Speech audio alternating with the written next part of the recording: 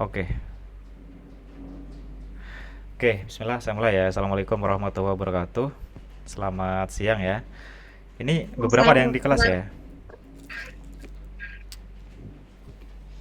Beberapa ada yang di kelas ya. Ya, Bapak. Oke, ini eh SGD ya, karena ini saya record, tolong disampaikan dengan sebaik mungkin ya, supaya nanti tidak malu-maluin ya. Oke, ini ada semua. Terima kasih banyak. Ada 14 orang ya, apa 15? Oh, oh 16 16 orang. ya ya, 16, sorry sorry, 16. 16 orang hadir semua. Oke, silakan kelompok satu dulu ya mungkin ya. Ini saya sambil menyimak juga.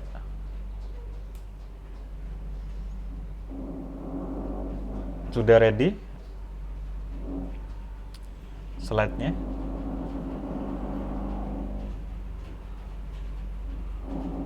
Sebentar, Bapak.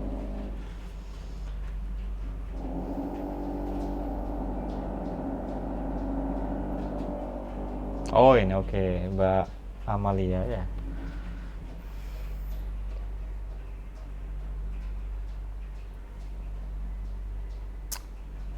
Oke.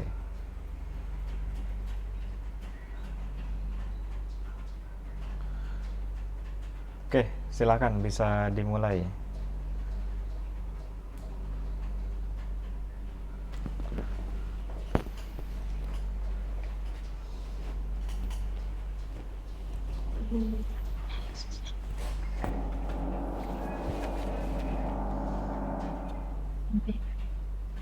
Assalamualaikum warahmatullahi wabarakatuh.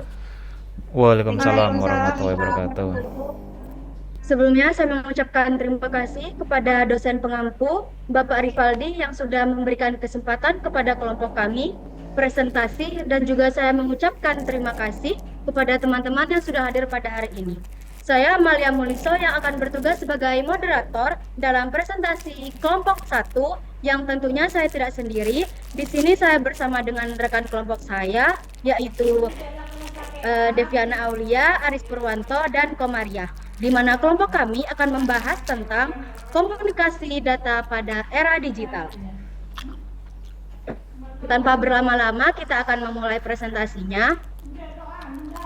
Pengertian komunikasi data adalah proses pengiriman, penerimaan, dan pertukaran data antara dua atau lebih perangkat melalui media tertentu. Seperti contohnya kabel, udara, gelombang radio, ataupun cahaya.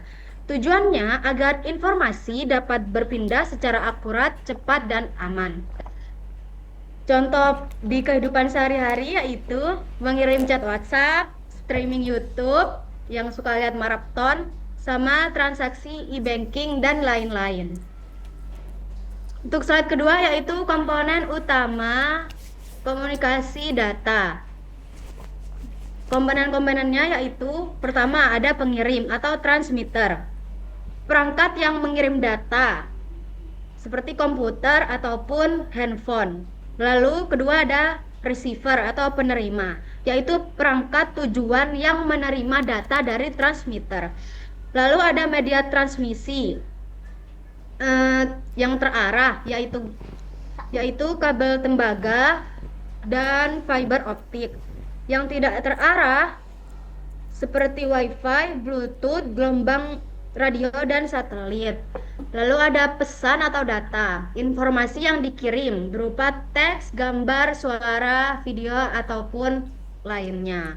Lalu ada protokol. Protokol adalah aturan komunikasi agar data dapat dipahami. Contohnya itu TCP atau IP, HTTP, VTP, dan SMTP.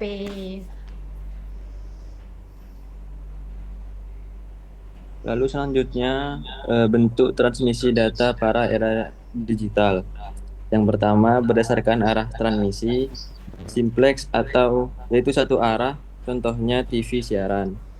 Yang half duplex dua arah bergantian, contohnya walkie-talkie.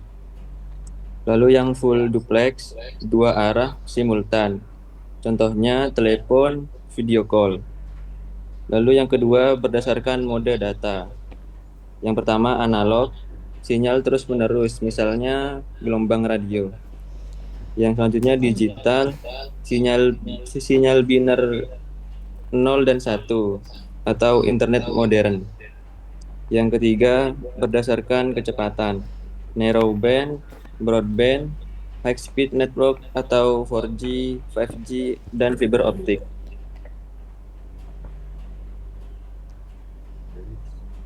Next, Mel.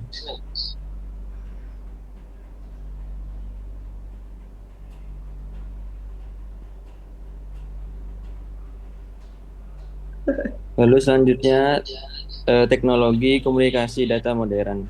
Yang pertama ada internet dan protokol modern. IPv6 kapasitas alamat sangat besar.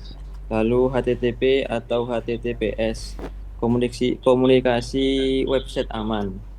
VoIP telepon melalui internet, contohnya WhatsApp call.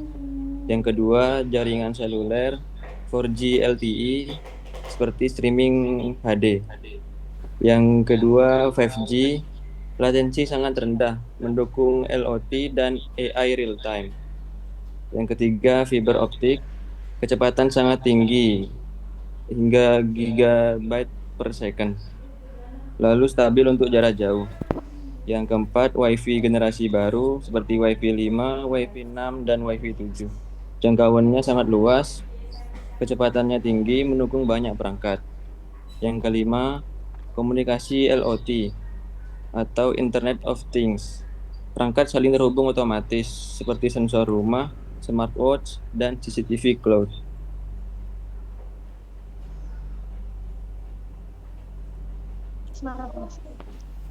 Selanjutnya, keunggulan komunikasi data era digital. Itu ada kecepatan tinggi, transfer data cepat, akurasi tinggi, data dikirim tanpa banyak gangguan, terus efisiensi, hemat waktu biaya, real time, chat, video call, mass timing, sinyal global, bisa berhubungan dari mana saja. Di slide, Mbak. Keunggulan komunikasi data era digital, terus selanjutnya ada tantangan dalam komunikasi data, keamanan data, ancaman hacking, malware, pencurian data, solusinya encrypt, keywords, privasi penggunaan data pribadi dapat disalahgunakan, keterbatasan jaringan, downtime, sinyal lemah, banding terbatas, kestabilitasan perangkat, tidak semua device support 5G atau protokol terbaru.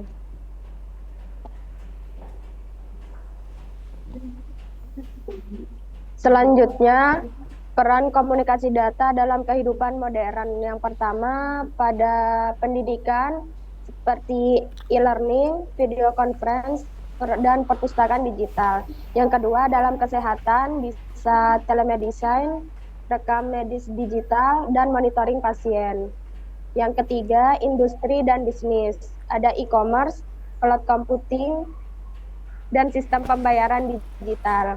Yang keempat, transportasi bisa GPS, pemantauan lalu lintas, dan sistem transportasi cerdas.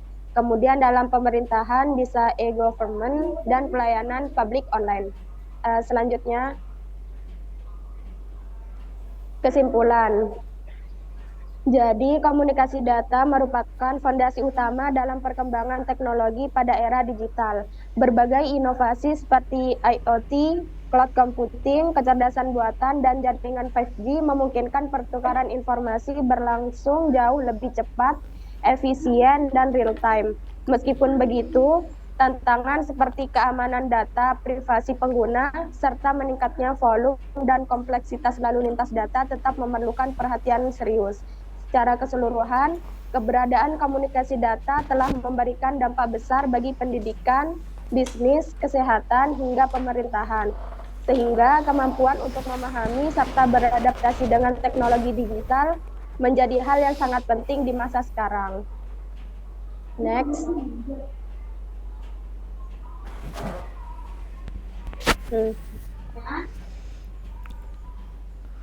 Oke, terima kasih ya kelompok 1, silahkan. Ini sebelum saya yang bertanya ya, saya pengen dari kelompok lain juga ada yang menyampaikan pertanyaan boleh atau mungkin memberikan masukan silakan ya, supaya efektivitas SGD-nya juga terpenuhi di sini. Oke, ini bagus temanya. Saya tadi lihat beberapa slide tuh sebenarnya sudah bisa muncul ya. Oh, saya mau nanya ini gitu. Silakan. Untuk kelompok lain, bagi yang ingin bertanya, kelompok kami membuka 3 pertanyaan. Oh, dua. Hmm. Dan akan dijawab setelah semua penanya selesai bertanya. Bagi yang ingin bertanya, silakan menggunakan fitur raise hand ataupun mengaktifkan kamera dan mikrofonnya. Dan dimohon kepada para penanya untuk bertanya sesuai dengan materi yang telah dipaparkan. Hmm. Ayo, Dihitung sampai 3, 1, 2, 3. Oke, gak ada. ini saya record nanti ya. Sudah record ini ya. Nanti kalian bisa lihat ya hasilnya. Saya biasanya upload di YouTube ya. Nanti bisa kalian cek. Jadi ayo dibuat sehidup mungkin ya SGD-nya.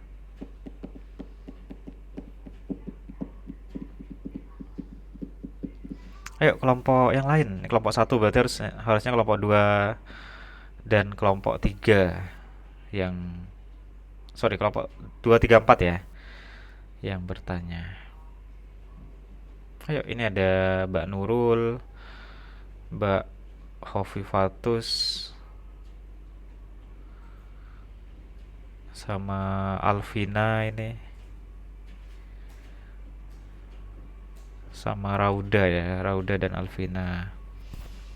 Ayo, masa saya yang nanya langsung dua-duanya? Ayo. Kalau gak ada, saya yang tanya nih dua-duanya nih, kelompok 1. Oke, sambil lalu nunggu ya, saya coba tanya terlebih dahulu.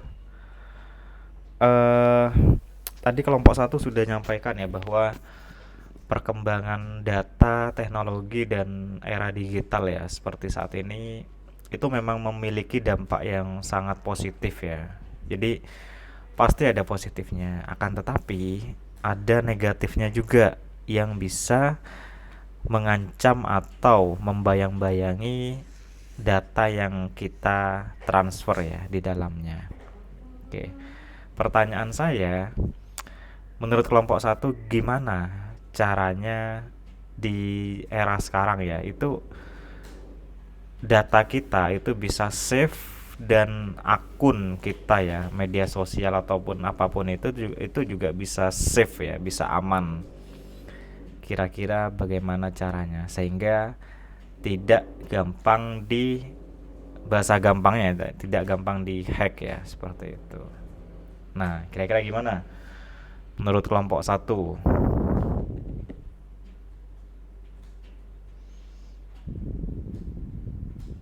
Yuk, ini gampang ini, tapi pertanyaan gampang tapi sulit sebenarnya. Silakan. Izin menjawab, Pak. Oh ya, boleh Mas Aris. Cara akun kita agar tidak gampang kehack ya bahasanya, Pak. Itu cara yang pertama dari yang basic itu gunakan password yang kuat. Lalu yang kedua bisa menggunakan auto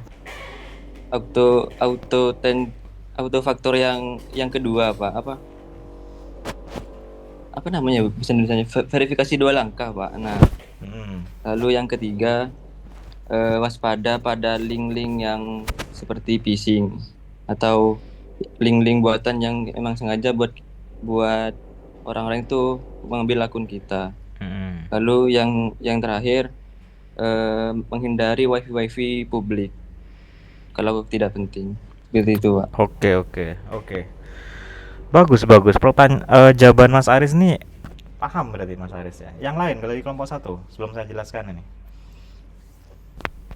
Yang lain ini versinya Amalia, coba versinya.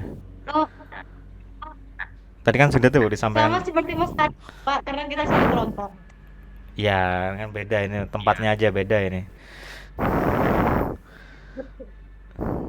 Mungkin itu Bapak simpan datanya itu di tempat yang aman. Kayak cloud resmi gitu Bapak. Kalau kalau iPhone kan iCloud kan. Kalau yang Android kayak di Google Drive gitu Bapak. Pokoknya di cloud resminya, iOS ataupun Android. Oke, jadi menyimpan data kita di lokasi yang aman ya. Oke, ini saya respon yang dari Mas Aris ya. Tadi benar, jadi memang banyak cara yang bisa dilakukan ya. Jadi cara terbaik sebenarnya adalah melakukan pencegahan sebenarnya daripada mengobati. Jadi preventif ya. Jadi kalau di zaman sekarang itu memang data tuh hal yang sangat mahal ya, karena memang kalau kita mau contoh ya, mau menarget person ya, itu yang kita cari terlebih dahulu kan datanya pasti. Entah itu data pribadi, entah itu mungkin ya nama, kemudian alamat dan sebagainya. Itu hal-hal yang sangat bagus untuk dicari tahu untuk kemudian dibikin langkah yang berikutnya. Termasuk tadi disampaikan Mas Aris ada link phishing ya. Itu memang banyak sekali saat ini dan tidak hanya berbentuk link ya pada saat ini ya. Jadi ada yang modelnya itu berbentuk iklan. Ini yang bahaya sebenarnya. Jadi kan banyak aplikasi yang sifatnya gratis ya, tapi dia itu menawarkan iklan di dalamnya. Nah, iklannya itu kalau kita salah mencet ya, harusnya mencet X tapi kita mencet yang lain, itu kalau dikasih virus di dalamnya itu bisa kena itu kita dengan hanya ngeklik iklannya aja.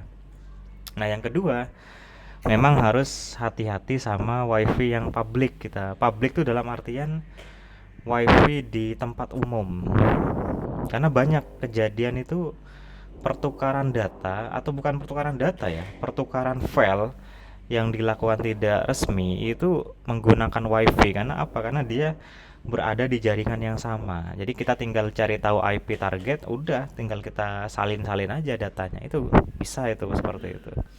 Jadi tolong ketika menggunakan wifi publik ya, itu sebisa mungkin, apalagi kalau transaksi ya kayak m-banking, kalian login gitu, itu jangan pakai wifi yang publik, kalian mending pakai datanya ya.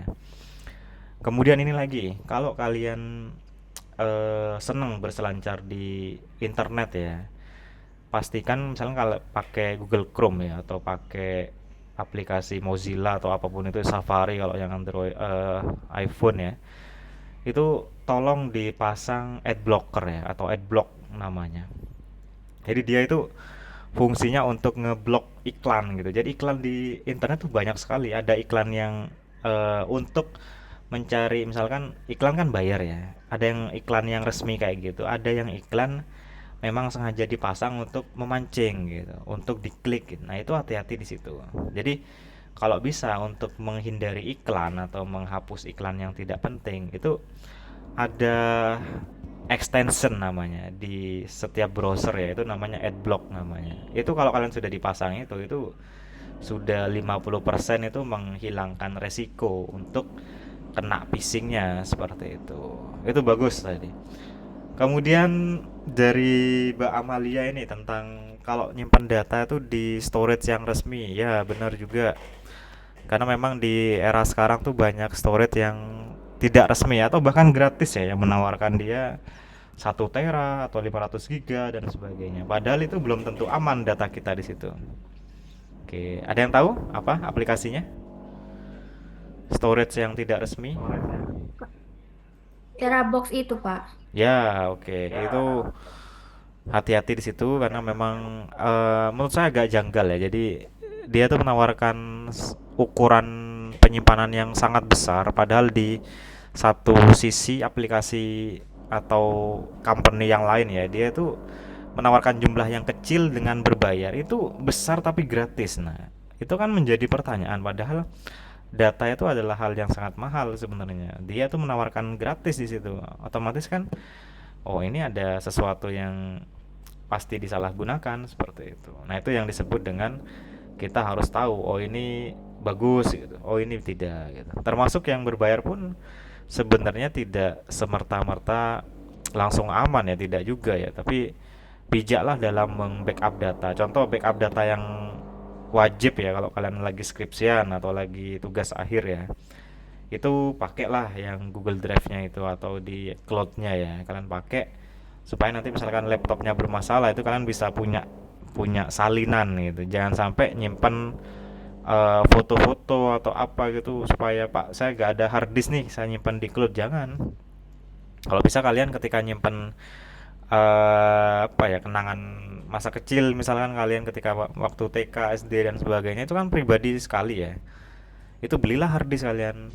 Itu 150 atau 200 sudah dapet itu. Tinggal kalian kasih casing sudah bagus itu hard disknya. Seperti itu ya. Oke. Terima kasih Mas Aris sama ini ya, Mbak Amel ya. Oke. Silakan, satu lagi nih dari kelompok yang lain. Tadi saya sudah nanya nih, coba kelompok yang lain. Saya, Bapak, mohon izin Oh iya, bertanya. Mas Jaka, oke. Jakari Firmansyah. Boleh. Eh, terkait semaraknya judi online, Mm-mm. Bapak ini yang pertama cara mengantisipasi kayak pesan-pesan dari orang-orang yang tidak dikenal, kayak langsung muncul di WA tanpa nama, Mm-mm. menawarkan judi online. Mm-mm. Itu deposit 20 JP 2 juta itu yang pertama. Mm-mm. Terus yang kedua, jika pernah melakukan judi online, apakah rekam jejaknya tetap tersimpan atau bagaimana nggih Bapak? Itu. Oke, oke. Terima Terima kasih kasih. Mas Jaka ya. Memang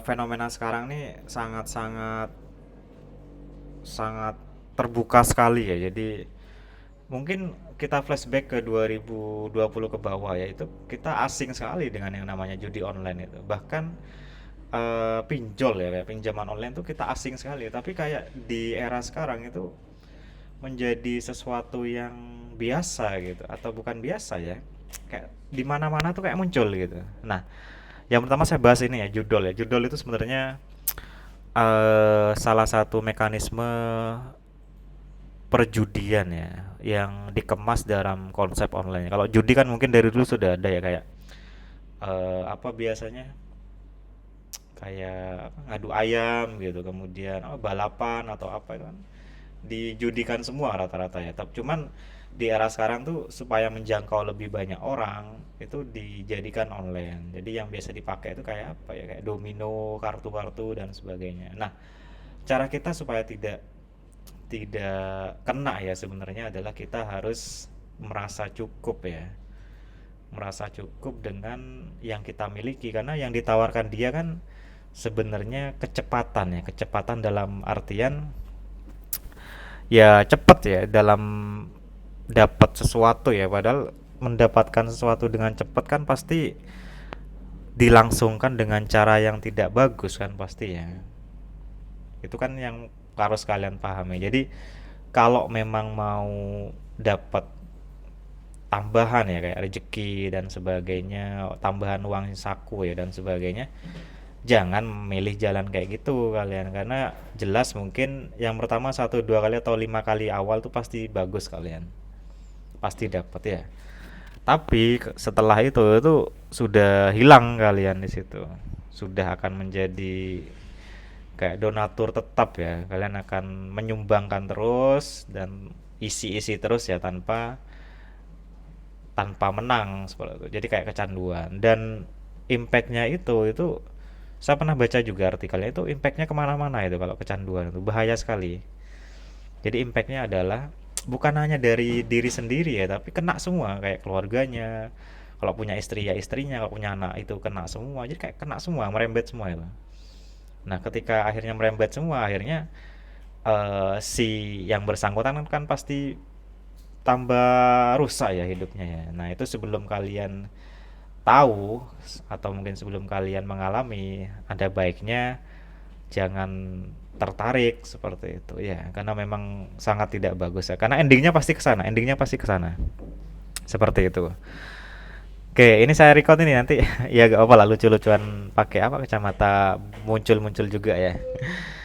Oke, kemudian gimana sih cara, apakah track recordnya muncul atau tidak? Nah ini yang pasti saya tidak bisa menjawab ya, karena yang bisa jawab ini adalah kalau di Indonesia itu ada eh dirjen ya, dirjen sendiri yang bagian pengawasan itu ya, kayak PPATK dan sebagainya gitu ya. Jadi yang pasti kalau kalian punya, yang pasti terrecord ya, kalau kalian punya semacam piutang ya, kayak utang dan itu sifatnya sudah lebih, itu pasti pasti terdetek di situ karena memang ada jejaknya. Tapi kalau ini kan kayak aplikasi ya, judulnya kan aplikasi dan memang basisnya itu bukan di Indonesia. Jadi kenapa ini merugikan sekali. Jadi yang kena Indonesia, tapi yang dapat uangnya itu bukan Indonesia, tapi negara lain. Itu kalian pasti tahu negaranya. Jadi itu hati-hati karena memang banyak sekali ya, kalian lihat buka lah di Instagram atau di TikTok gitu ya. Itu rata-rata konten itu di atasnya kan ada watermark judi online-nya ya. Pernah nggak kalian buka? Pernah? Jadi kan ada konten, mungkin konten Pernah Bapak. sharing-sharing gitu ya, atau mungkin game atau apa. Itu di atas tuh ada kayak ya judul jelas, jadi kayak angka kemudian kalimat apa gitu. Itu semerta-merta memang mereka anggarannya besar, jadi anggarannya itu dipakai buat promosi dan sebagainya. Itu sangat-sangat wajar ya, apalagi targetnya kan anak-anak muda yang pengen cepet kaya, cepet punya uang misalkan. Itu nggak bisa kalian dapat dari hal-hal kayak gitu, nggak mungkin dapat kalian. Jadi kalau memang mau lebih ya, misalkan kalian punya uang jajan lebih atau apa ya, skillnya yang kalian upgrade. Contoh skill yang sekarang tuh yang banyak itu jasa ya, kalian bisa maintenance gitu-gitu, itu kepake itu skillnya. Kalian bisa, yang cewek misalkan masaknya jago gitu, itu pasti enak kalian kalau mau bikin apa, misalkan apa sushi gitu ya, atau mungkin dadar gulung atau apa, kalian open order dan sebagainya, atau mungkin masakan-masakan Korea gitu ya, misalkan Amel nih, misal Pak saya suka masak di kos, di open order aja tiap hari Jumat atau apa gitu misalkan, kan pasti banyak yang suka loh. Nah itu kasih selisih aja, misalkan di luar harganya 10, misalkan kalian jadi 11 atau 12, itu kalikan berapa orang sudah banyak itu caranya. Jadi jangan terlena sama judul ya. Saya pernah pernah disaringkan juga judul ini, eh kalau ngena ini pasti bingung yang masih apa ya, targetnya itu ya, atau mungkin pelakunya itu ya, itu pasti bingung. Jadi dia pasti mencoba menutup ya, menutup lubang yang ditinggali. Jadi kayak bahasa Madura sekarang itu apa, gali lubang apa, tutup lubang ya. Jadi ada lubang ditutup digali lagi kayak gitu. Jadi memang dampaknya luar biasa ya. Itu Mas Jaka, terima kasih banyak. Ini juga linear sama tahun sekarang ya. Jadi memang tahun sekarang tuh kayak, sebenarnya saya yakin pemerintah tuh punya punya cara ya untuk memblokir, cuman saya gak paham kenapa tidak bisa ya. Mungkin sedang diupayakan, walaupun karena memang basisnya bukan di sini itu, basisnya dari luar. Jadi dia itu secara langsung akan menambah devisa ya, atau mungkin pendapatan di negara lain, bukan di kita sebenarnya. Nah tapi yang merasakan dampaknya itu dari kita sendiri. Jadi kayak narkoba, jadi narkoba tapi gak kelihatan. Kalau narkotika kan kelihatan tuh, kalian kecanduan, kalian konsumsi, jadi apa ya, jadi habit gitu, jadi kebiasaan. Tapi kalau judul kan nggak kelihatan, kalian kayak pura-pura main HP tapi ternyata apa, ngeklik ngeklik gimana caranya dapat seperti itu. Tapi terus terang pasti gak akan dapat ya. Jadi saran saya jangan menggunakan cara yang seperti itu ya. Oke, itu Mas Jaka untuk jawaban dari pertanyaannya, sama tadi Mas Aris ya. Terima kasih sudah jawab, sama Mbak Amel. Oke, silakan bisa di closing statement ya untuk kelompok satu sebelum kita geser ke kelompok 2. Silakan. Ya Bapak, terima Baik, karena waktu yang terbatas, sesi diskusi kita cukupkan. Sebelum menutup, izinkan saya menyampaikan pantun. Pergi ke kampus naik sepeda, jangan lupa pakai helm ya. Kalau ada salah kata, mohon maaf ya. Namanya juga masih belajar bersama. Mohon maaf apabila terdapat kekurangan. Wassalamualaikum warahmatullahi wabarakatuh. Waalaikumsalam warahmatullahi wabarakatuh. Waalaikumsalam. Oke, terima kasih. Sekarang dari belakang ya, kelompok berapa? 3 atau 4? Sampai 4 ya kelompoknya ya? Oke, Bapak. Kelompok 3 dulu ya, Bapak. Boleh, kalau siap. Kelompok 3 ya. Saya Bills, Light Bill. Kelompok berapa, Bapak? Kelompok 3.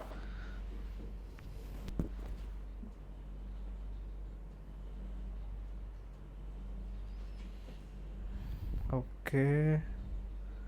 Di slideshow ya.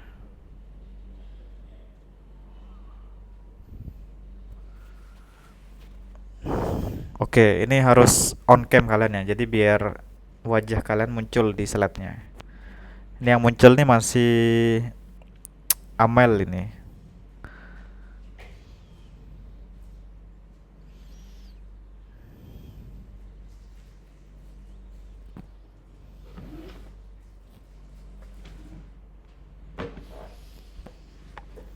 Baik. Assalamualaikum warahmatullahi wabarakatuh. Waalaikumsalam warahmatullahi wabarakatuh.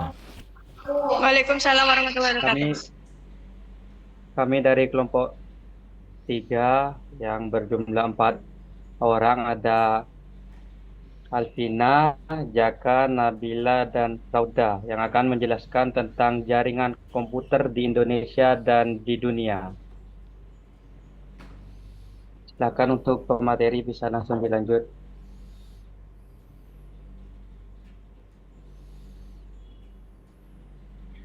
Jaringan komputer adalah kumpulan dua atau lebih perangkat yang saling terhubung untuk bertukar data, berbagi sumber daya, dan berkomunikasi.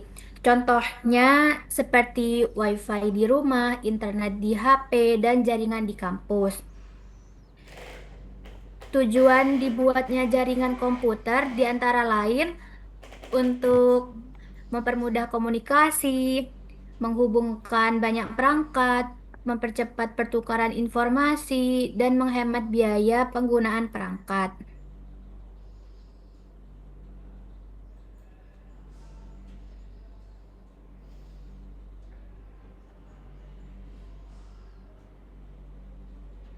Manfaat jaringan komputer sangat besar dalam kehidupan sehari-hari, seperti mengirim data dengan cepat, komunikasi jarak jauh, akses informasi global, serta mendukung pembelajaran dan bisnis online.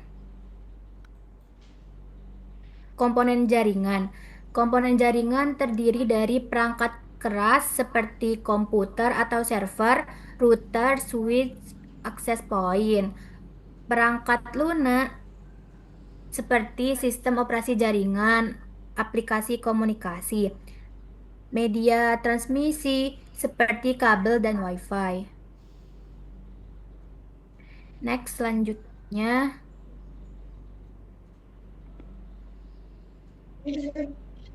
Jenis jaringan komputer.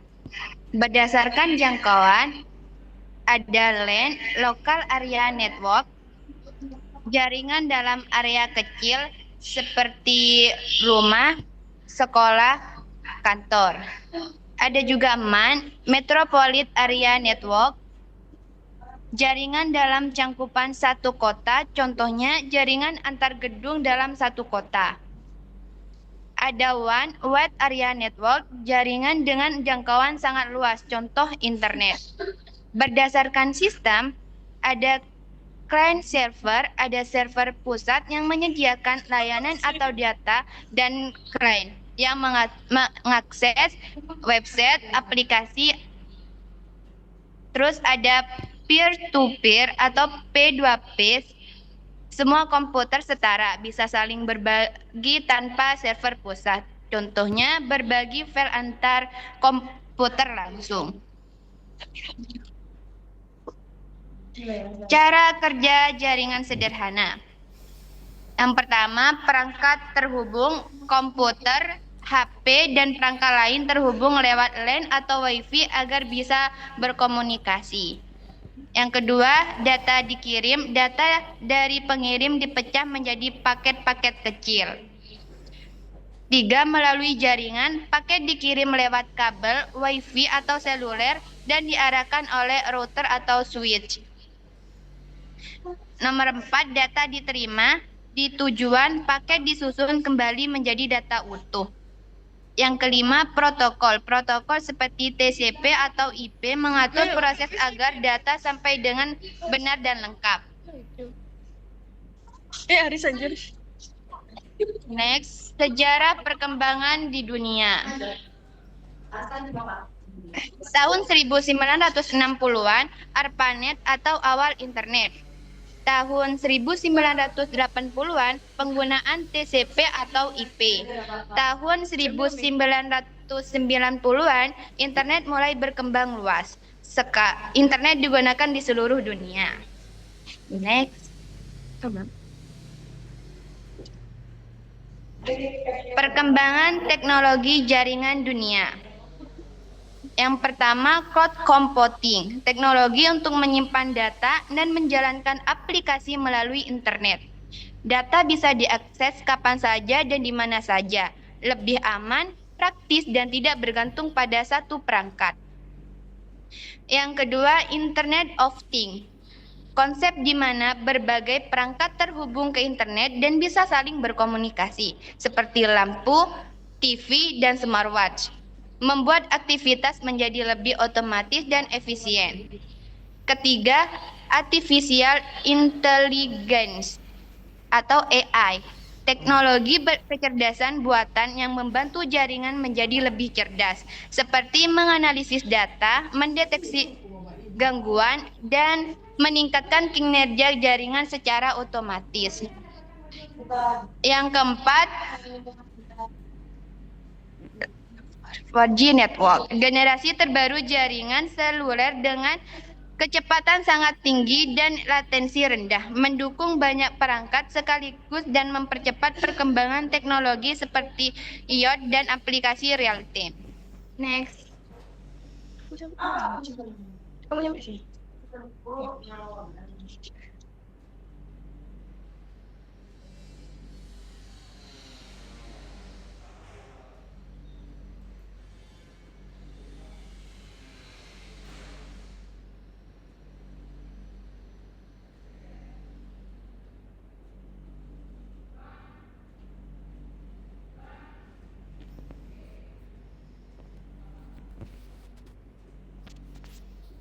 Gimana?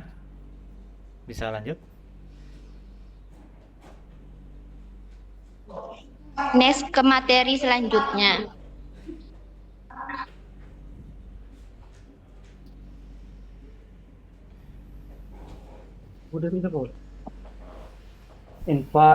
Infrastruktur jaringan, ada kabel bawah laut yang menghubungkan internet antar negara atau benua, ada satelit komunikasi menjangkau daerah terpencil, ada data center, tempat penyimpanan dan pengolahan data, dan ada fiber optik mengirim data dengan sangat cepat.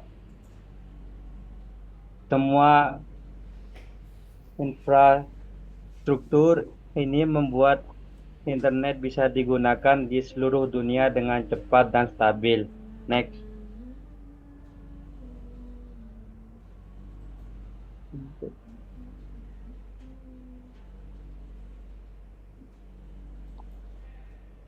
Kondisi jaringan di dunia, kecepatan internet tinggi. Kondisi jaringan saat ini sudah semakin maju dengan kecepatan internet yang tinggi. Akses internet juga sudah cukup merata di banyak negara meskipun masih ada beberapa daerah yang terbatas. Jaringan digunakan di berbagai bidang seperti pendidikan, kesehatan, bisnis, dan pemerintahan untuk mendukung aktivitas yang lebih cepat dan efisien. Next.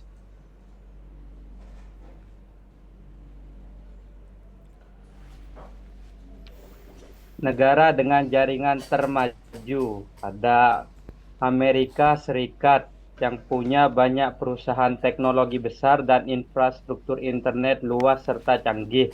Jepang yang terkenal dengan teknologi tinggi dan jaringan internet yang cepat serta stabil. Ada Korea Selatan, salah satu negara dengan internet tercepat di dunia dan jangkauan yang sangat luas.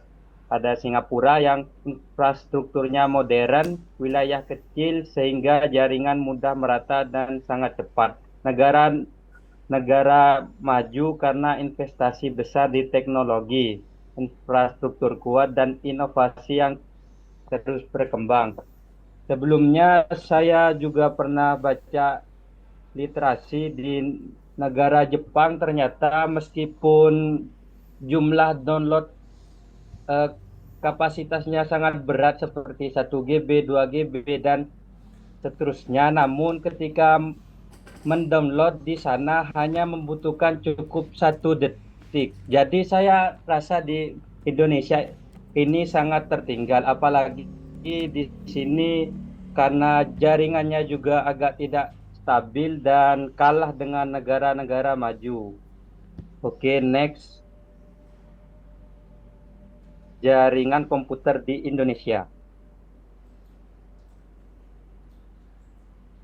Next.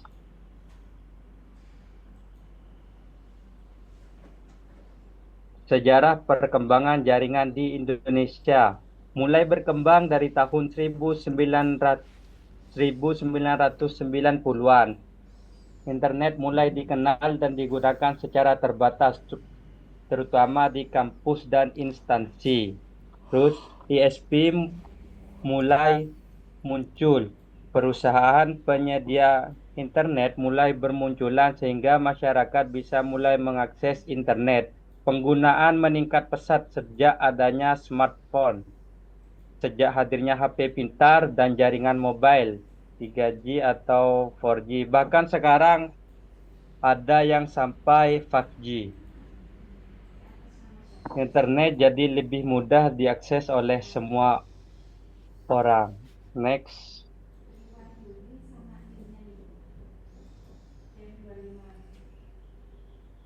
Infrastruktur jaringan di Indonesia. Yang pertama ada fiber optik nasional, jaringan kabel cepat yang menghubungkan berbagai daerah.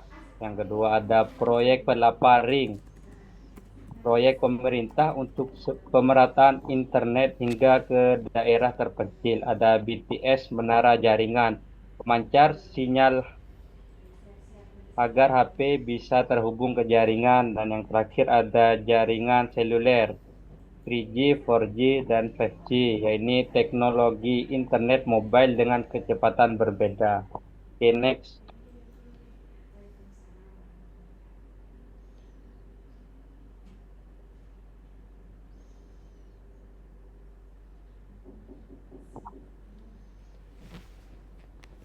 Oke.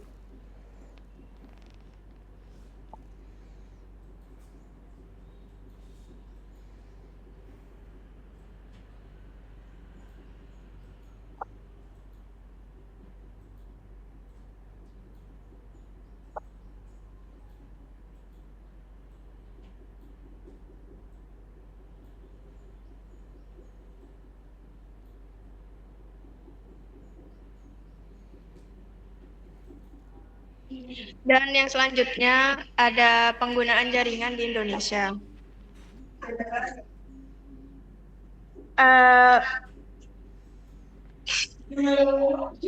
Pendidikan belajar online atau e-learning. Yang kedua ada bisnis jual beli online atau e-commerce. Dan yang ketiga ada sosial media, komunikasi dan informasi. Yang keempat ada layanan pemerintah, layanan digital atau e-government.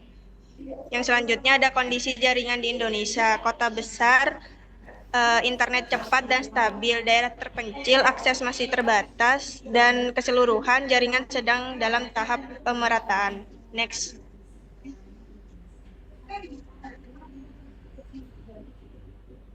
Yang selanjutnya ada tantangan jaringan di Indonesia.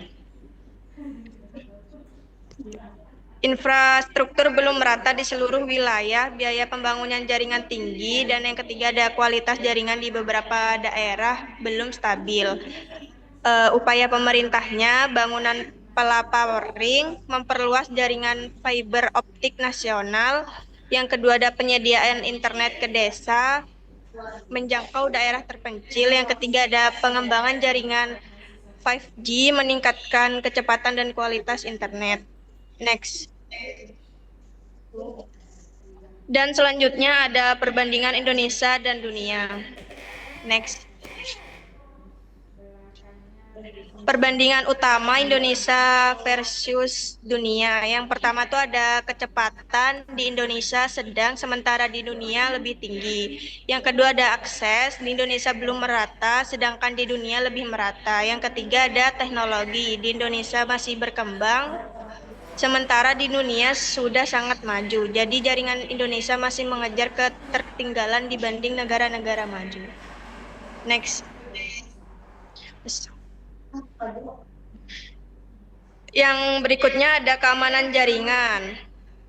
Ada ancaman dan cara mengatasi. Ancaman itu seperti ada hacker, peretas yang mencuri atau merusak data. Yang kedua ada virus, program jahat yang merusak perangkat. Yang ketiga ada malware, software berbahaya yang mencuri informasi.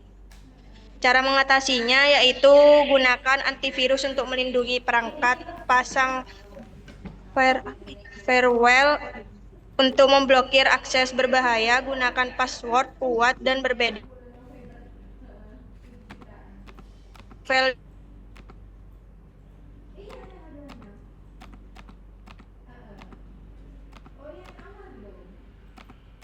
Dampak jaringan komputer itu ada dampak negatif dan dampak positif. Yang pertama ada dampak positif, yaitu mempermudah komunikasi antar orang di mana saja. Yang kedua ada mendukung pendidikan melalui learning dan akses informasi. Yang ketiga ada meningkatkan ekonomi lewat bisnis online dan e-commerce.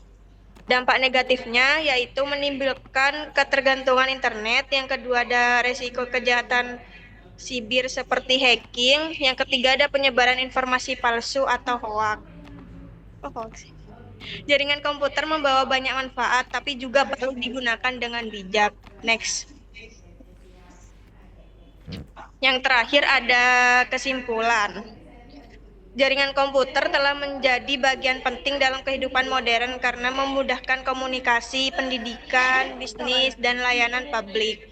Di dunia, teknologi jaringan sangat maju dengan kecepatan tinggi, akses merata, dan informasi seperti 5G, IoT, AI, serta cloud computing. Di Indonesia, jaringan komputer terus berkembang. Pemerintah dan berbagai pihak sedang upaya meningkatkan kualitas jaringan, memperluas akses hingga ke daerah terpencil melalui proyek seperti palaparing, serta mengadopsi teknologi modern seperti jaringan 5G. Meskipun masih ada tantangan seperti infrastruktur yang belum merata dan biaya pembangunan yang tinggi, perkembangan ini menunjukkan bahwa Indonesia bergerak maju, pemerataan akses internet, dan peningkatan kualitas jaringan bagi seluruh masyarakat.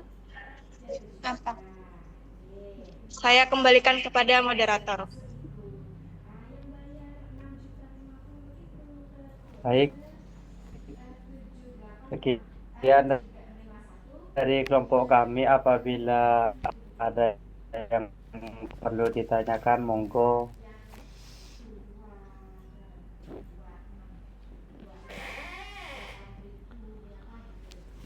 Oke. Terima kasih Mas Jaka ya, kemudian Nabila, Alvina, dan Rauda tadi juga ya? Enggak ya? Alvina aja ya? Alvina atau Rauda ini? Rauda juga Bapak. Oke. Ya, silakan dari kelompok 1 sama 2 dan 4 harus bertanya. Izin bertanya. Bapak Haris. Silakan. Eh, Perbedaan fiber optik dan LAN itu apa?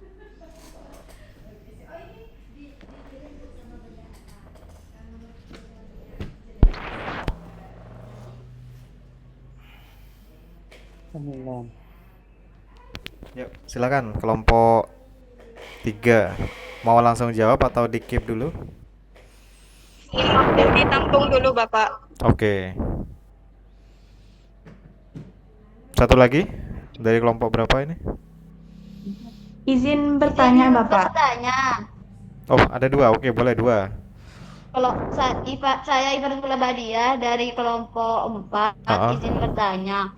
Kenapa kalau HP dari luar, semisal itu HP-nya tanpa izin dari pemerintah dan masuk ke Indonesia, itu jaringannya itu tidak bisa digunakan. Cukup sekian, Oke. terima kasih. Oke. Oke, pertanyaan dari kelompok 4 tadi ya. Kelompok 4, Bapak. 4, oke. Satu lagi tadi, kayaknya ada lagi. IFA, Bapak. Izin bertanya, Bapak. Tadi di bagian slide ada yang menjelaskan infrastruktur dunia. Nah, di situ menyebutkan ada satelit, ya, menggunakan satelit komunikasi. Nah, pertanyaan saya ini menggunakan alat di luar angkasa beneran, dan terus itu cara ngirim ke buminya tuh bagaimana? Nah, itu pertanyaan saya. Oke. Oke, Iva, terima kasih. Oke, itu. Kelompok 3, silakan. Jika ada jawaban yang bisa diberikan.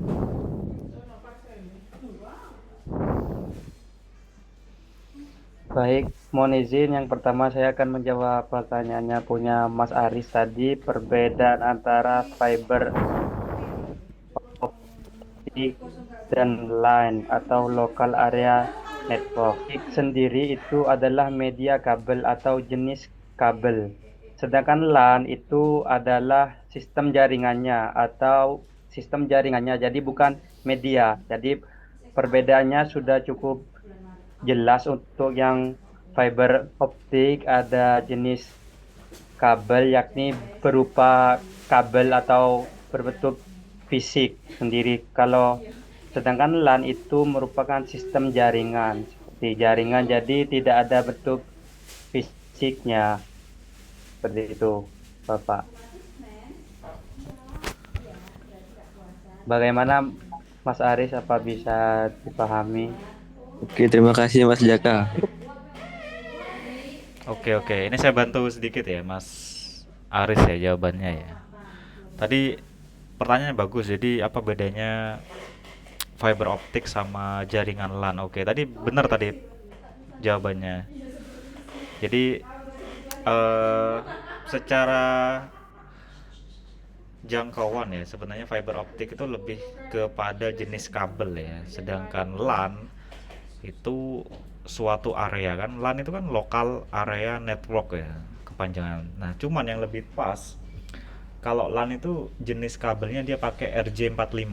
Jadi kabel LAN tuh kalau kalian amati ya, itu ada sekitar 8 kabel, 8 warna yang itu disatukan biasanya. Disatukan kemudian pakein semacam konverter ya. Nanti bisa dicolokin ke komputer atau di laptop seperti itu. Makanya ada kabel LAN seperti itu.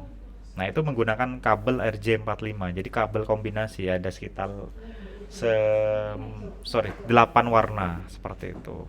Nah, kalau fiber optik itu kabelnya dia keras. Saya pernah pegang ya, kabel fiber optik itu keras. Jadi warnanya hitam di depannya ya. Tapi dia itu keras banget kabelnya.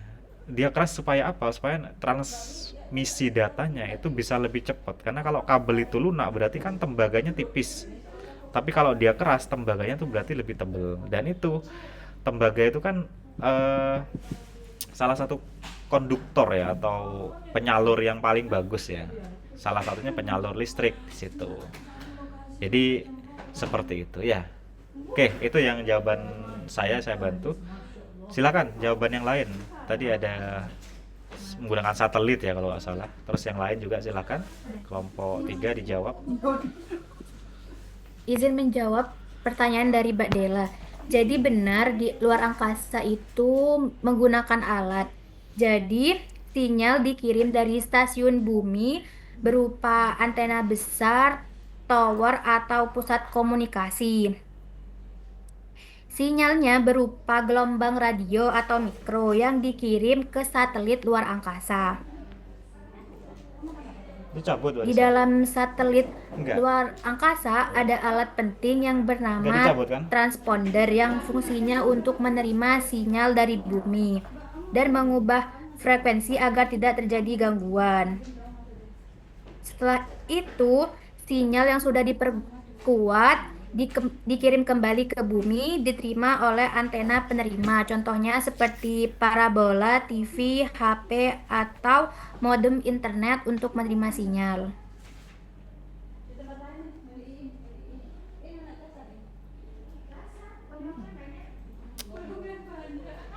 Oke, gitu ya.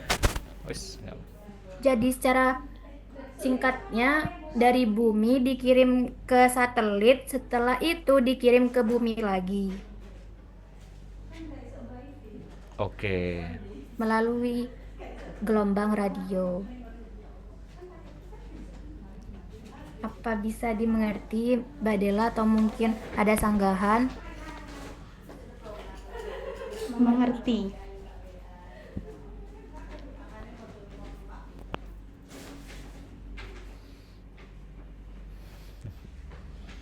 Gimana, bisa dipahami? Oke.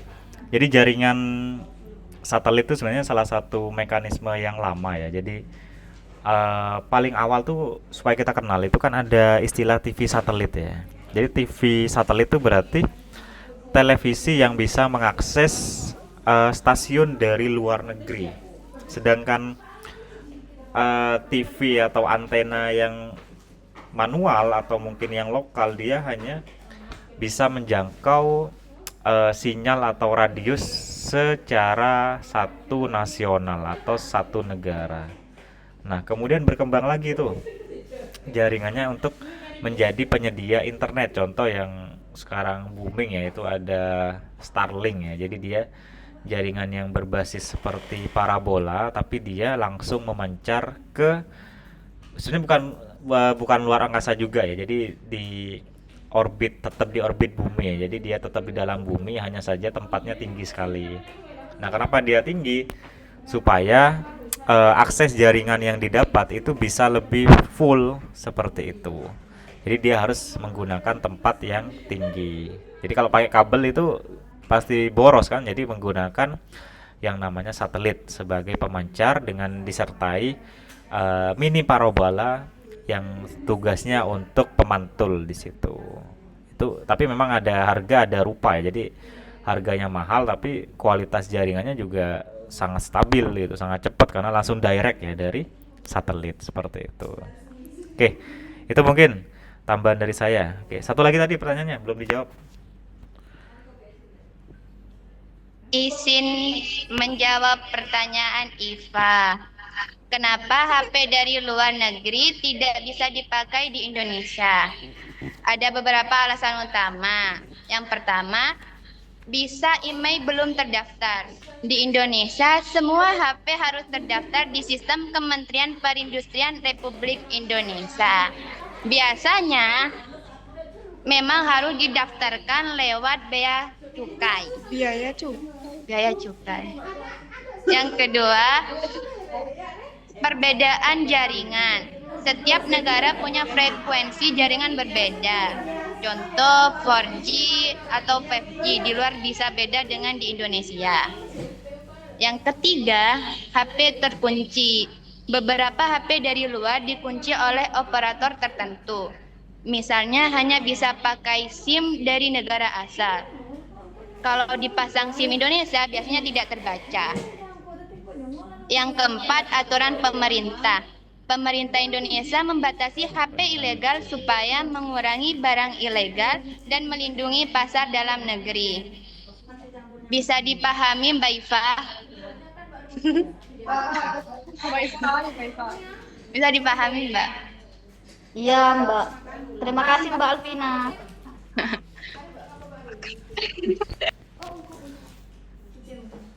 Oke, terima kasih. Silakan ditutup kelompok 3.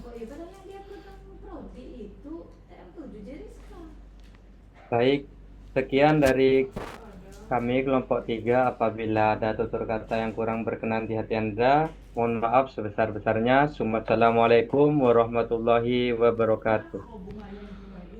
Waalaikumsalam warahmatullahi wabarakatuh. Oke. Sekarang kelompok langsung ya ini ya, kelompok 2 sama 4 ya. Jadi kelompok 2 dulu, habis itu langsung kelompok 4, nanti pertanyaannya jadi 1 ya. Oke, ready kelompok 2 sama 4? Ready, Bapak. Oke, ayo silakan kelompok 2 dulu.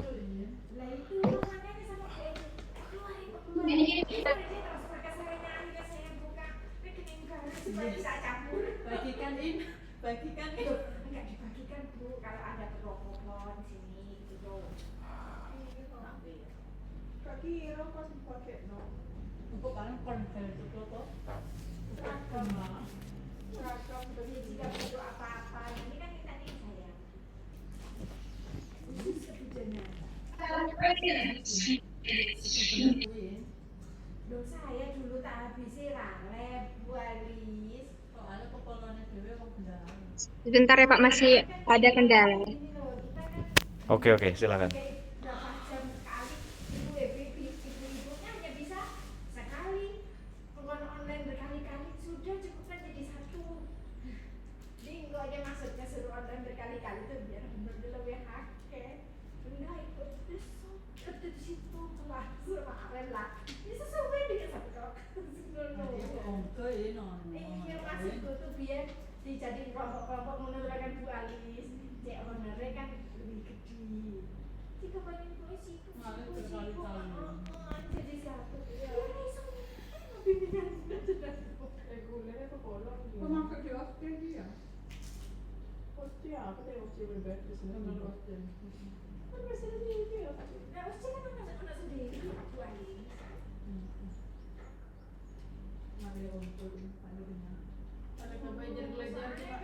Baik, assalamualaikum. Kami dari kelompok S2 yang akan membawakan materi komunikasi data pada era digital. Nah, sebelumnya perkenalkan saya Ratwa ini dengan rekan saya Nailul Saada, Khalifatul Zahro, dan saya Setia Nanda. Next.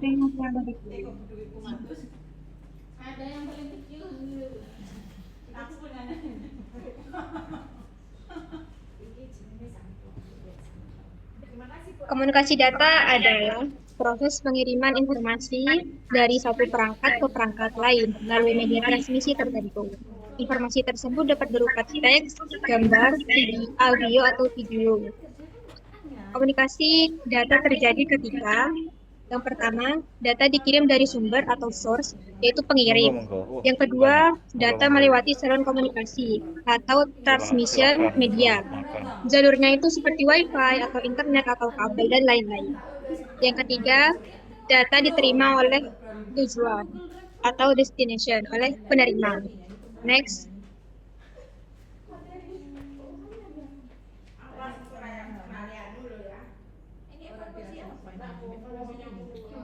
Fungsi dan manfaat komunikasi data. Yang pertama, mempermudah pertukaran informasi. Jadi, informasi itu cepat terkirim tanpa harus bertemu. Yang kedua, meningkatkan efisiensi bisnis. Jadi sekarang itu kan kalau belanja itu kan di online ya. Jadi tidak perlu jauh-jauh ke tokonya. Yang ketiga, mendukung akses real time. Jadi dapat diakses di saat itu juga. Yang keempat, mengurangi kesalahan manusia.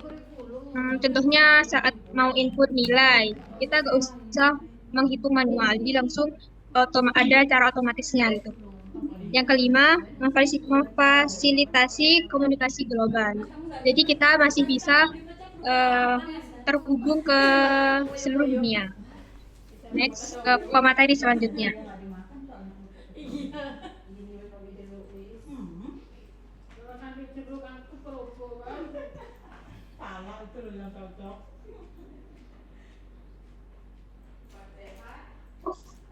Kemudian ada jenis komunikasi data, ada 3. Yang pertama, berdasarkan arah transmisi, simplex, data hanya mengalir satu arah, contohnya seperti TV atau radio. Yang kedua yaitu half duplex, data bisa dikirim dua arah tetapi tidak bersamaan, contohnya seperti walkie dan talkie. Kemudian full duplex yaitu data dapat dikirim dan diterima secara bersamaan, contohnya seperti telepon modern atau video conference. Yang kedua yaitu berdasarkan mode transfer yaitu serial, data dikirim 1 bit per waktu melalui satu saluran, cocok untuk jarak jauh, misalnya seperti komunikasi internet melalui kabel. Kemudian paralel, data dikirim beberapa bit sekaligus melalui beberapa saluran, lebih cepat, tetapi biasanya untuk jarak dekat seperti komunikasi antar komputer. Yang ketiga, berdasarkan media transmisi, kabel atau wired menggunakan media fisik seperti kabel koaksial, twisted pair, atau fiber optik. Kemudian nirkabel wireless menggunakan gelombang radio, microwave, atau satelit, contohnya seperti WiFi.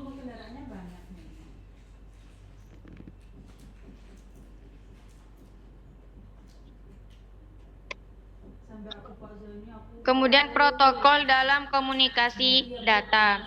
Protokol adalah aturan yang mengatur cara perangkat berkomunikasi agar data dapat dikirim dengan benar dan aman.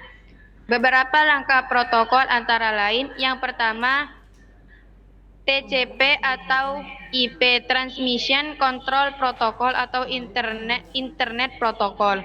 Dasar komunikasi internet menjamin data dikirim dengan lengkap dan urut. Yang kedua yaitu HTTP atau HTTPS. Digunakan untuk transfer data web. HTTPS menambahkan lapisan keamanan dengan enkripsi.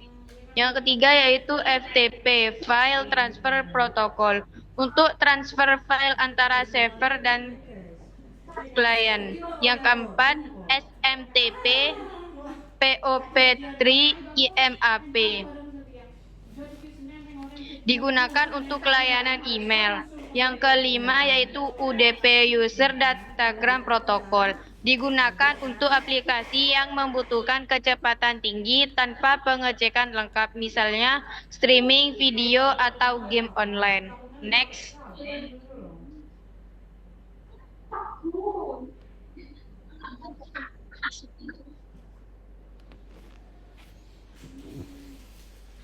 Dan untuk keamanan dalam komunikasi data sangat penting untuk mencegah penyadapan atau pencurian data dan gangguan sistem.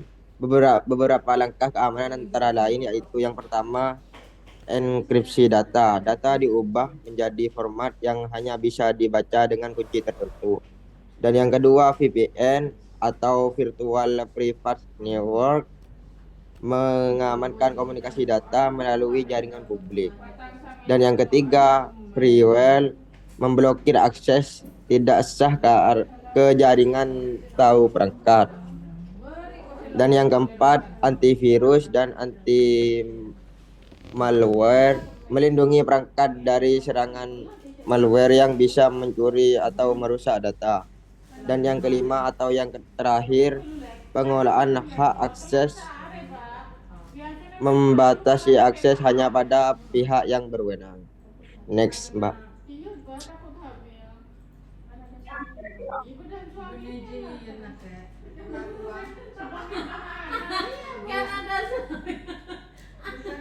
Kesimpulan, komunikasi data adalah fondasi penting dalam dunia digital modern. Tanpa komunikasi data yang efektif dan aman, aktivitas bisnis, pendidikan, hiburan, dan kehidupan sehari-hari akan terganggu. Dengan memahami jenis komunikasi, data, protokol, media, dan teknologi yang digunakan, serta menerapkan keamanan yang tepat, transfer informasi menjadi cepat, andal, dan aman. Next.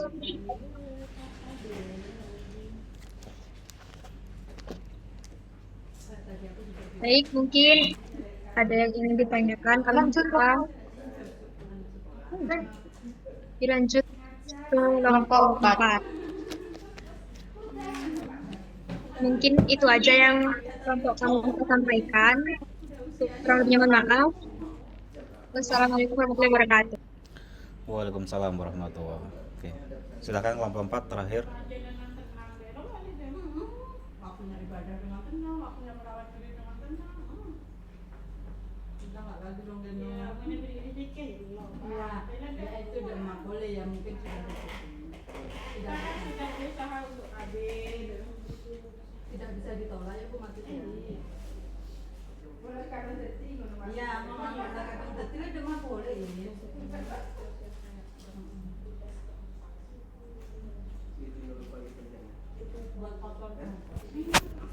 Yuk, silakan kelompok 4.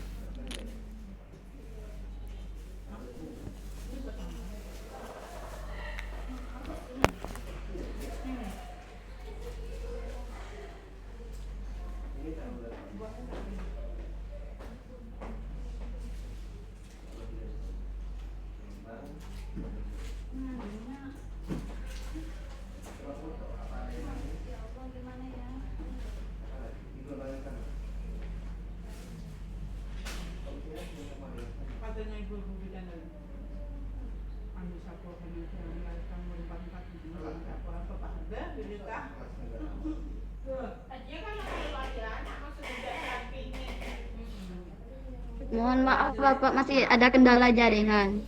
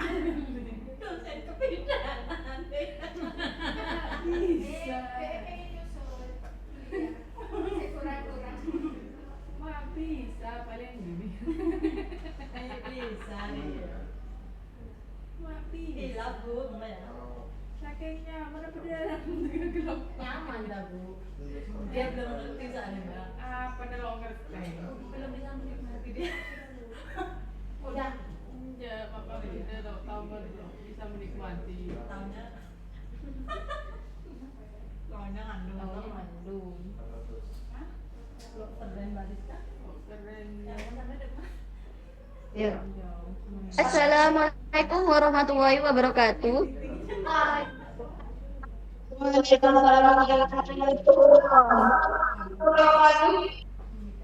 Sebelumnya saya mengucapkan terima kasih kepada dosen pengampu Bapak Rivaldi yang sudah memberi kesempatan kepada kelompok kami untuk presentasi. Dan juga saya mengucapkan terima kasih kepada teman-teman yang sudah hadir pada hari ini. Saya Ifarotil Abadiyah yang akan bertugas sebagai moderator dalam presentasi kelompok 4. Yang tentunya saya tidak sendiri di sini. Saya bersama dengan rekan kelompok saya yaitu Azahra Fazila Putri, Dela Aprilia Putri, Ifa Robiatul Abadiyah, dan Nurul Hikmah Hidayati. di mana kelompok kami akan membahas tentang jaringan komputer yang ada di Indonesia dan di dunia. Tanpa berlama-lama, kepada pemateri kami persilahkan untuk memulai presentasi.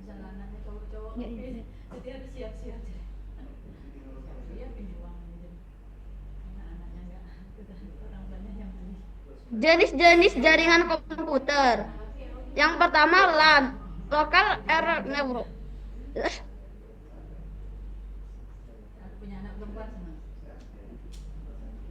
LAN adalah jaringan komputer dalam area kecil, contohnya rumah atau WiFi sekolah atau lab komputer, kantor kecil. Ciri-ciri jangkauan dekat, kecepatan tinggi, mudah dikelola. Yang kedua MAN. MAN adalah jaringan yang mencakup satu kota, yaitu jaringan antar kampus dalam satu kota. Jaringan pemerintahan kota. Internet provider dalam kota. Ciri-ciri lebih luas dari LAN, menghubungkan banyak LAN, biasanya pakai fiber optik. Yang ketiga, WAN adalah jaringan komputer yang sangat luas atau antar negara atau benua, contohnya internet. Jaringan antar negara. Ciri-ciri jangkauan sangat luas, menghubungkan banyak dan LAN, menggunakan kabel bawah laut dan satelit.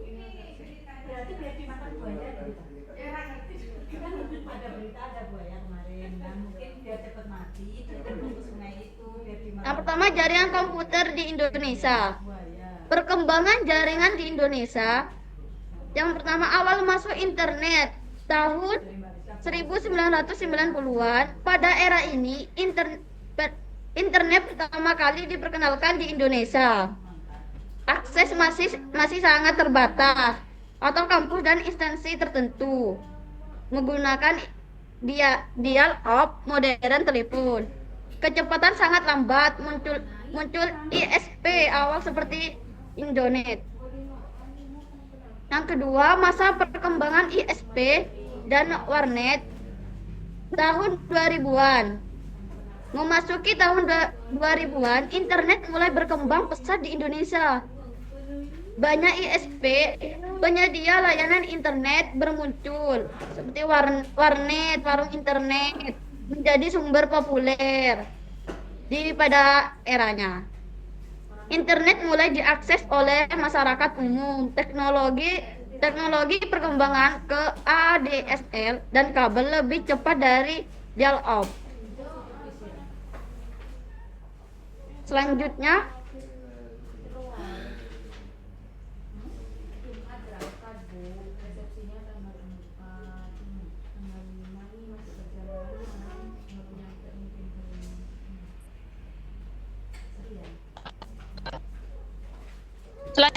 perkembangan jaringan di Indonesia. Yang ketiga adalah internet mobile atau 4G tahun 2010-an. Tahun 2009 terjadi perubahan besar dengan hadirnya internet mobile, yaitu dengan munculnya jaringan 3G lalu berkembang ke 4G LTE.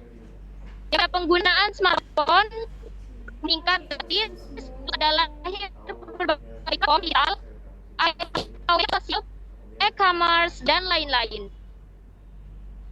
Selanjutnya,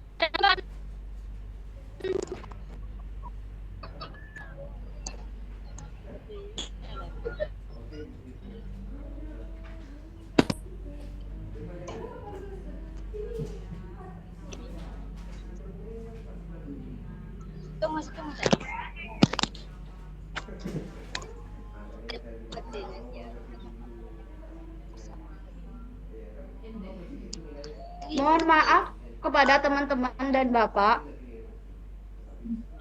karena teman saya itu ada kendala dalam jaringan dan digantikan saya. Infrastruktur yang pertama, kelapa ring. Kelapa ring adalah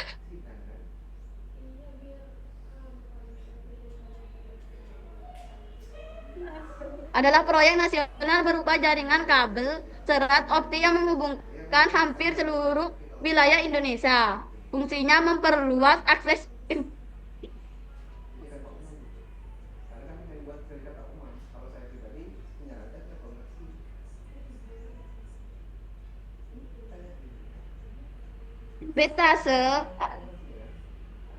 BTS adalah menara pemancar sinyal seluler. Fungsinya mengirim dan menerima sinyal.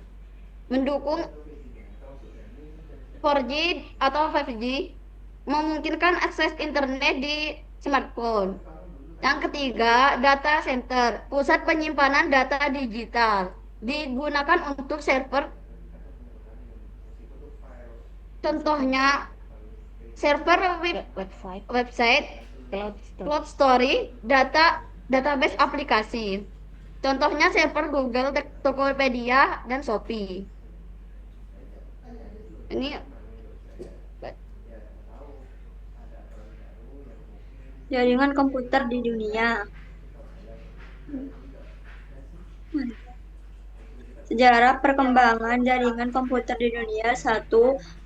Tahun 1960-an awal jaringan komputer ARPANET. Jaringan komputer pertama dikembangkan oleh Advanced Research Project Agency. ARPANET menghubungkan beberapa universitas di Amerika. Digunakan untuk meneliti dan militer. 2. Tahun 1970 sampai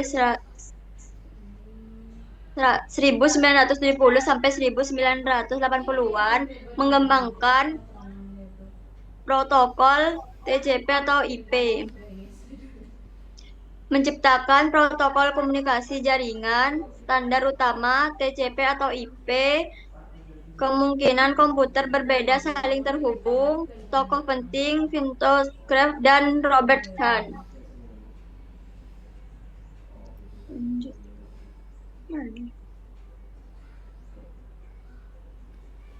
Sejarah perkembangan jaringan komputer di dunia. Yang ketiga, tahun 1990-an lahirnya World Wide Web ditemukan oleh tim Berners-Lee. Muncul website dan browser. Internet mulai digunakan masyarakat umum. 4. Tahun 2000-an internet global dan broadband. Internet berkembang ke seluruh dunia, muncul koneksi broadband cepat, lahir berbagai layanan, email, website, dan e-commerce. Yuk.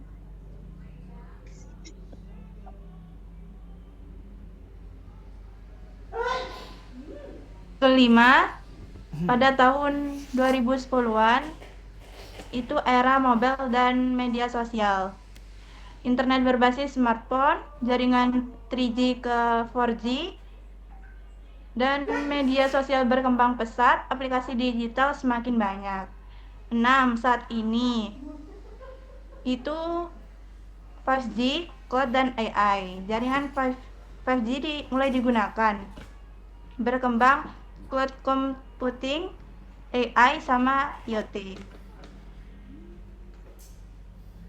Next.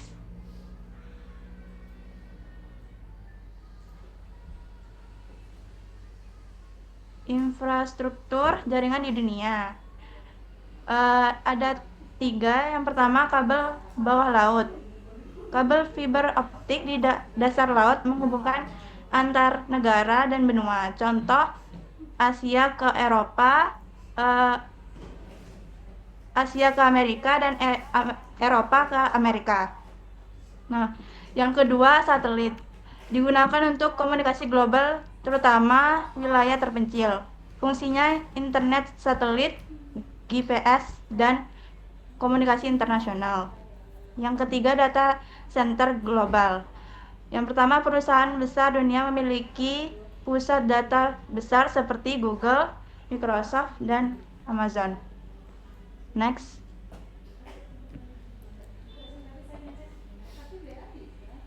Kesimpulan, jaringan komputer merupakan teknologi penting yang menghubungkan perangkat untuk bertukar data dan komunikasi. Perkembangannya di Indonesia maupun di dunia terus meningkat melalui dukungan internet, fiber optik, BTS, satelit, dan data center sehingga mempermudah berbagai aktivitas di era digital.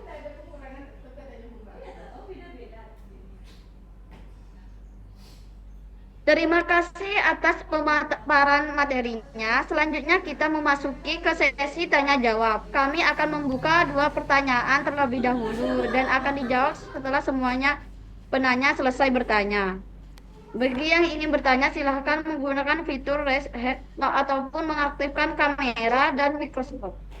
Dan dimohon kepada para penanya untuk bertanya sesuai materi yang telah saya paparkan. Kami persilahkan pertanyaan. Assalamualaikum warahmatullahi wabarakatuh. Perkenalkan, nama saya Nabila Dwi Aurel Islami. Di sini saya akan bertanya, apa dampak kabel bawah laut yang terputus bagi biota Apa laut? Pak Dimas? Apakah ada dampak kabel bawah laut yang terputus bagi biota laut? Terima kasih.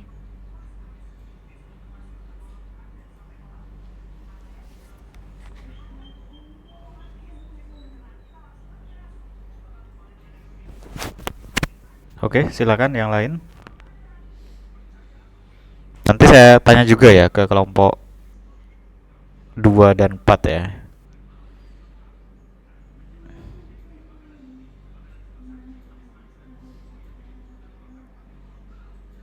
Tadi untuk kelompok siapa Nabila pertanyaannya?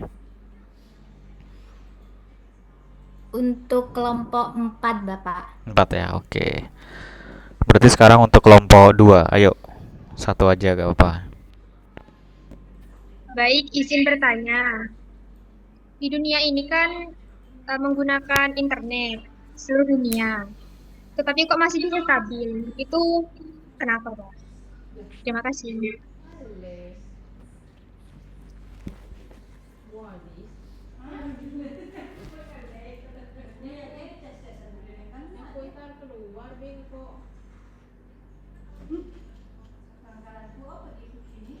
Izin bertanya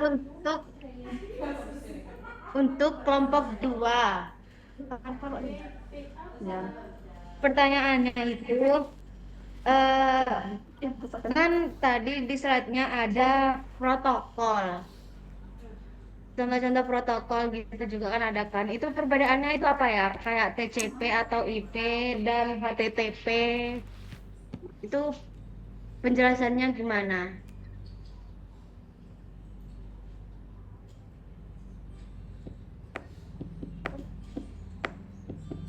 Iya, kayak penjelasan. Baik, saya tampung dulu. Mungkin ada pertanyaan lain itu kelompok 2.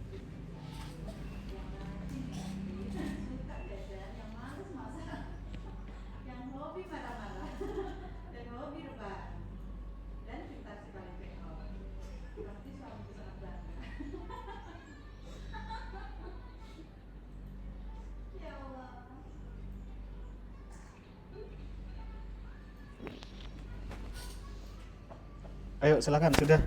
Gampang kan ini pertanyaannya? Tadi ya, apakah ada pengaruh untuk kabel bawah laut yang terputus ya untuk biota laut ya? Terus yang kedua, apa yang dimaksud kayak IP, TCP, kemudian HTTP ya sama HTTPS itu aja. Itu gampang kok sebenarnya, gampang semua itu. Oke, silahkan kelompok 4 sama kelompok 2 tadi. Kelompok 4 dulu, ayo. Izin menjawab pertanyaan Mbak Nabila. Ya. Dampak dari terputusnya kabel di bawah laut. Ada beberapa potensi dampak yang bisa terjadi. Yang pertama, adanya gangguan habitat saat perbaikan. Proses penyambungan kabel yang putus melibatkan kapal besar dan peralatan berat yang dapat merusak ekosistem dasar laut termasuk terumbu karang dan habitat dasar laut. Yang kedua, arus listrik kecil. Meskipun langka, beberapa kabel mengeluarkan muatan listrik yang kecil, terkadang menarik hiu atau ikan besar, namun gigitan hiu hampir tidak pernah menjadi penyebab kabel putus. Yang ketiga, polusi fisik. Dalam kasus yang ini jarang terjadi. Material pelindung kabel yang rusak atau sampah yang tertinggal saat perbaikan dapat menjadi sampah di dasar laut.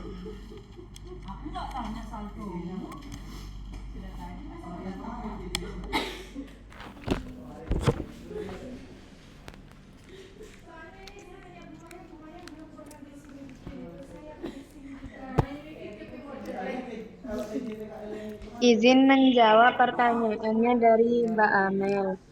Untuk perbedaan protokol yaitu yang pertama TCP atau IP.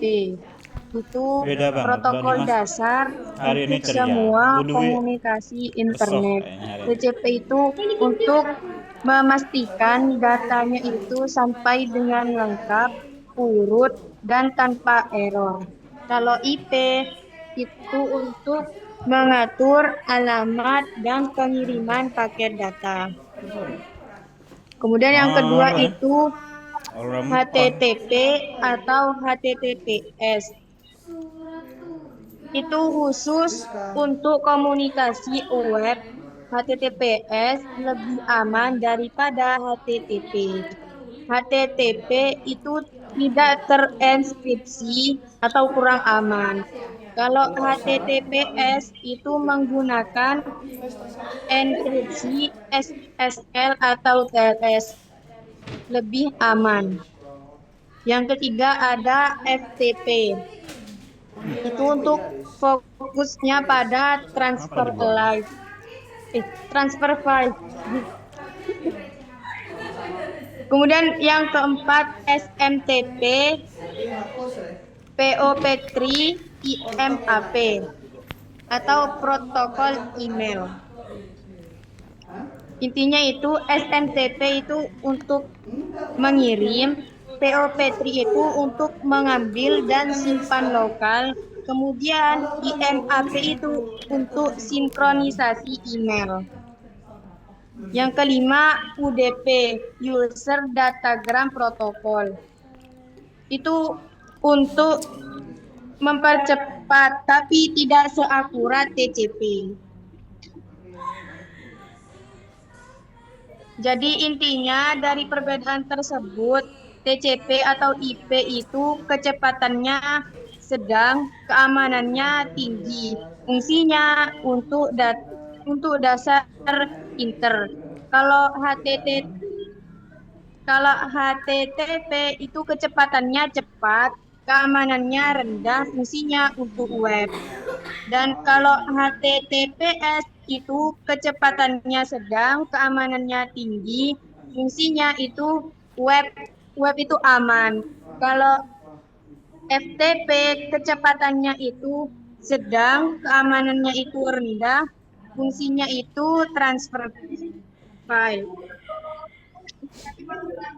Kalau SMTP atau POP3 atau IMAP itu kecepatannya sedang, keamanannya bervariasi, fungsinya email. Kalau UDP itu kecepatannya sangat cepat, keamanan rendah, fungsinya streaming. Cukup sekian. Apakah bisa diterima Mbak Amel atau ada sanggahan? Ada. Mau tulisannya saldo Bisa. kurang tidak cukup. Oke, terima kasih Mbak Amel.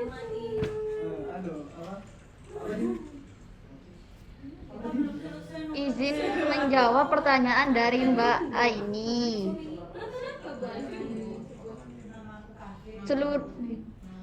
Kenapa internet tetap stabil di seluruh dunia? Karena tidak terputus, terdiri dari banyak jaringan yang saling terhubung. Ada jaluran cadangan. Kalau satu kabel putus, pindah ke jalur lain. Routing pinter, sistem otomatis cari jalur tercepat, server tersebar, data ada di banyak lokasi, dipantau terus, gangguan cepat ditangani. Kesimpulannya itu seperti internet tetap stabil karena punya banyak jalur, banyak server, dan Ini sistem Bolis. otomatis yang cerdas. Kamu Bolis. Bisa Apa didengar. bisa dipahami, Mbak? Tapi bajakan. Oke, terima kasih, Mbak Iva. Bajakan. Kamu dibajakan. Cukup sekian dari presentasi kelompok 2 dan 4. Apabila ada kesalahan atau tutur kata yang kurang berkenan, mohon maaf karena kita tidak. Cukup sekian dan terima kasih. Assalamualaikum warahmatullahi wabarakatuh. Waalaikumsalam warahmatullahi wabarakatuh. Oke, ini di on kamera ya semua ya. Ini saya absen lagi. Ini ada yang off juga ini. Ada Viral sama Azzaroh ini, Fazila. Masih di kapal ya? Fazila. Oke, Bapak. Fazila masih di kapal, Bapak. Oke, oke. Oke. Ini saya record ya, nanti saya upload di rumah ya karena wifi-nya lebih bagus kayaknya. Nanti bisa kalian rewatch lagi ya, misalkan mau menyampaikan atau mau menyaksikan diskusinya ya. Jadi bagus untuk diskusinya. Kemudian untuk UTS ya, ini saya ada 20 soal, ini tolong kalian pelajari. Yang pertama adalah kalian harus pelajari tools dari Microsoft Office yang Word ya. Jadi tools-toolsnya itu dipelajari. Contoh ada Home, ada Insert, ada Page Layout, seperti Reference, seperti itu ya. Kalian bisa sesuaikan ya seperti itu. Kemudian apa lagi ya? Kalian pelajari Mendeley. Masih ingat nggak Mendeley? Mendeley ya. Mendeley itu kan ada proses instalasi, kemudian proses pemilihan kutipan ya, jenisnya ya, sama citasinya. Itu kalian pelajari juga ya.